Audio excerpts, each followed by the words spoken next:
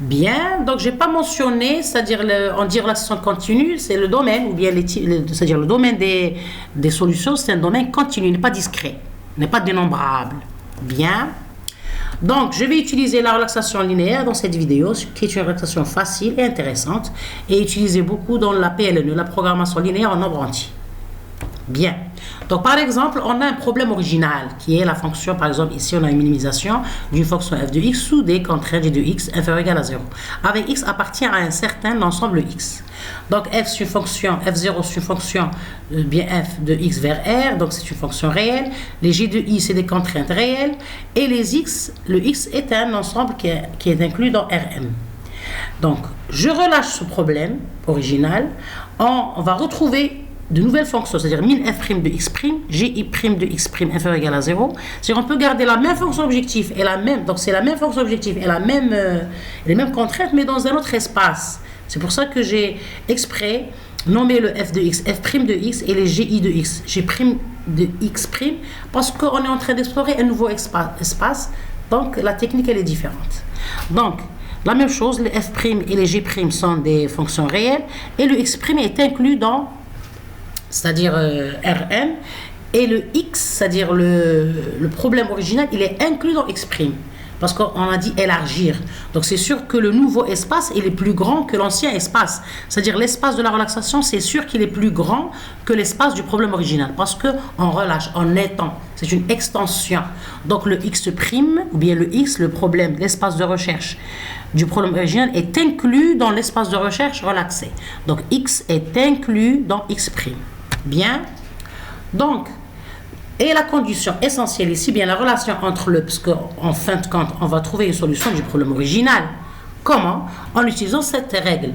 Pour tout x faisable du problème original, il existe un x' faisable du problème relaxé, tel que f' de x est inférieur ou égal à f de x. Donc, il y a ici c'est-à-dire inférieur ou égal, ou on peut même dire égal, c'est-à-dire presque égal. C'est-à-dire la solution optimale de la relaxation, c'est une borne. C'est-à-dire, c'est une borne vis-à-vis de la fonction relaxée. Vous voyez, je vais faire ça graphiquement par la suite. Donc, c'est ça. Donc, on a le problème original. On le relaxe, on va résoudre le problème original, mais en fin de compte, on voudrait la solution du problème original. Donc, comment l'obtenir? C'est-à-dire, on voudrait la solution x, pas le x'. On va l'obtenir grâce à cette relation qui est démontrée. La solution de la fonction, du problème relaxé, elle est toujours inférieure ou égale à la solution du problème original. Donc, c'est une borne pour la solution originale. Ça peut être même égal. Donc, pour le cas d'une minimisation. Et elle est supérieure ou égale à f de x pour le cas d'une maximisation. Donc, pour le cas d'une minimisation, c'est une borne supérieure. Donc, la solution de la relaxation, c'est une borne supérieure ou bien upper bound. Et pour le cas d'une maximisation, au contraire, c'est le contraire.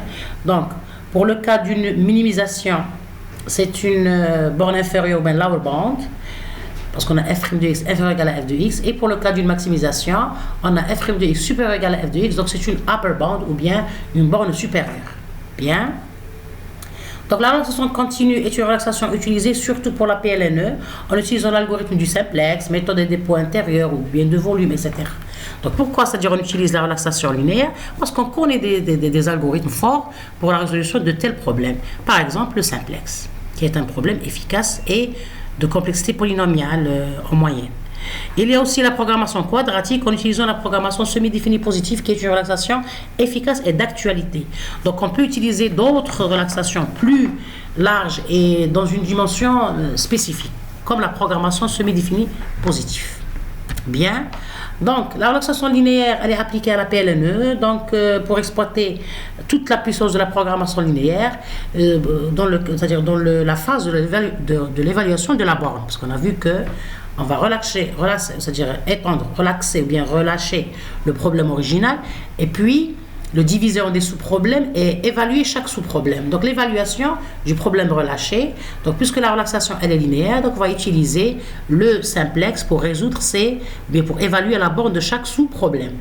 Donc cette relaxation est obtenue en supprimant les contraintes d'intégralité sur les variables. C'est-à-dire au lieu d'avoir des entiers, on a des réels. C'est ça la relaxation. Bien. On a ici la relaxation semi-définie positive, C'est une image pour vous montrer à titre indicatif ce type de relaxation. Il est intéressant. C'est une autre dimension. Vous voyez ici en gris, c'est l'espace de recherche de notre vrai problème, du problème original. On l'a relâché vers une autre dimension qui est le SN+, c'est-à-dire c'est une dimension de cône. C'est-à-dire on a des cônes ici. On utilise des variables, on utilise des matrices.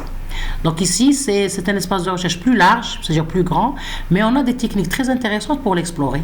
Donc on va utiliser ces techniques-là dans le but d'arriver à une solution du problème réel, qui est cet espace. Donc, pour arriver à un point de cet espace-là, on va explorer tout cet espace-là dans le but d'arriver à cet espace-là, puis à une solution de l'espace original. Donc la figure, c'est rien que pour vous montrer déjà le concept de la relaxation. Donc on a un problème original ici en gris, vous voyez ça, c'est-à-dire son illustration graphique. On n'a pas de technique pour explorer le chemin, ou bien l'espace de recherche. Donc on va l'élargir vers un espace dont on connaît des techniques. Donc ici, l'espace, c'est une icône, c'est un espace qu'on appelle SN+, qui utilise des techniques de la relaxation semi-définie positive. C'est un axe très important et d'actualité et très intéressant pour la recherche, une recherche plus approfondie. Bien. Donc, en général,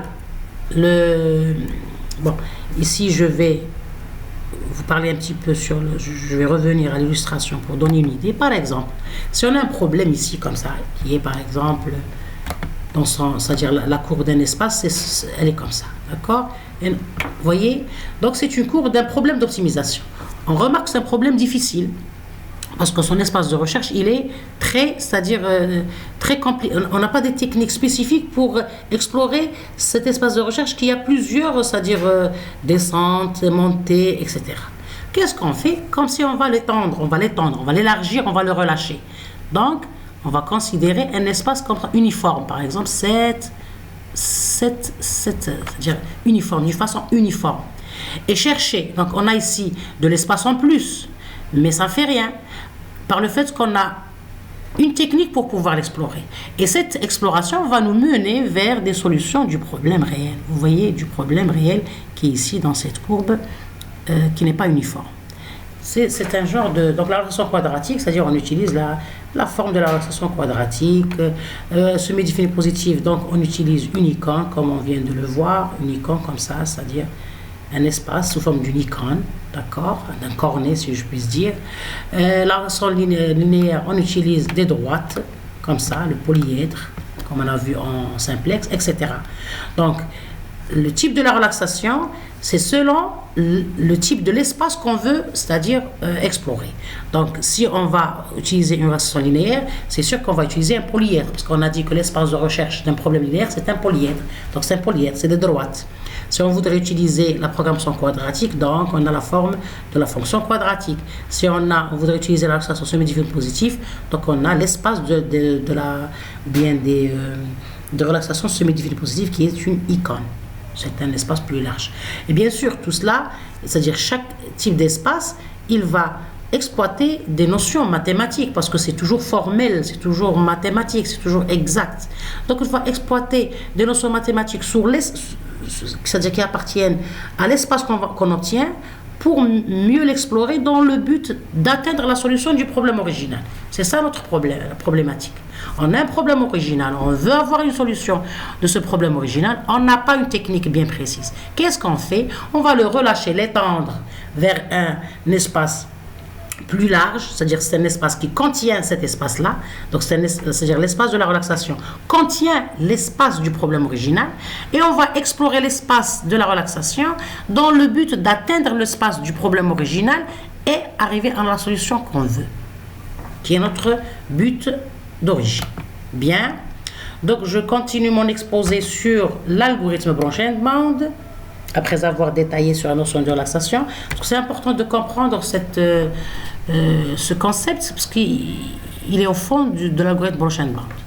Donc l'algorithme globalement c'est un algorithme itératif. Donc on a le problème d'origine que je vais nommer P. On va le relâcher, donc on va utiliser des relaxations. Donc on va obtenir une relaxation du problème originel R. Donc selon la relaxation utilisée, comme on vient de le dire, une relaxation continue, linéaire par exemple, ou bien quadratique, ou bien semi-définie positive, ou bien la relaxation lagrangienne. Bien. Automatiquement, la relaxation, elle est